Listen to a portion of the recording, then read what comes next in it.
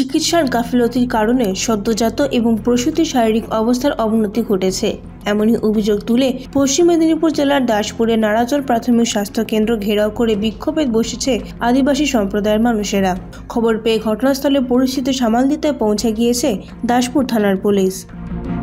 ডাক্তারবাবু, নার্স, এখানে hospital staff এদের ভুল চিকিৎসার কারণে আমাদের আজ এই আদিবাসী এক মহিলা ফুলমণি কুলডি উনি আজ মৃত্যুর সাথে ওনার নবজাত শিশু এবং উনি আমাদের বৌমা সম্পর্ক, উনি এখন দুজনেই উভয় মৃত্যুর সাথে পাঞ্জা লড়ছে।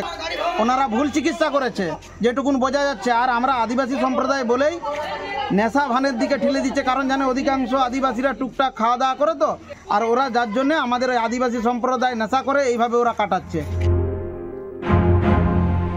দেখুন, বাচ্চাটাকে আমি এখান থেকে রেফার করেছি, মানে বাচ্চার অবস্থা খারাপ বুঝে আমি রেফার করি। বাচ্চা মায়ের যেটা হচ্ছে, মায়ের ব্লিডিং হচ্ছিল, ব্লিডিং হওয়ার জন্য আমার প্রয়োজনীয় যে সমস্ত ইঞ্জেকশন ওষুধ সে সমস্ত করেছি, তারপরে আমি এখান থেকে পাঠিয়েছি। পশ্চিম মেদিনীপুর থেকে নিজস্ব প্রতিনিধির রিপোর্ট, এনএম নিউজ।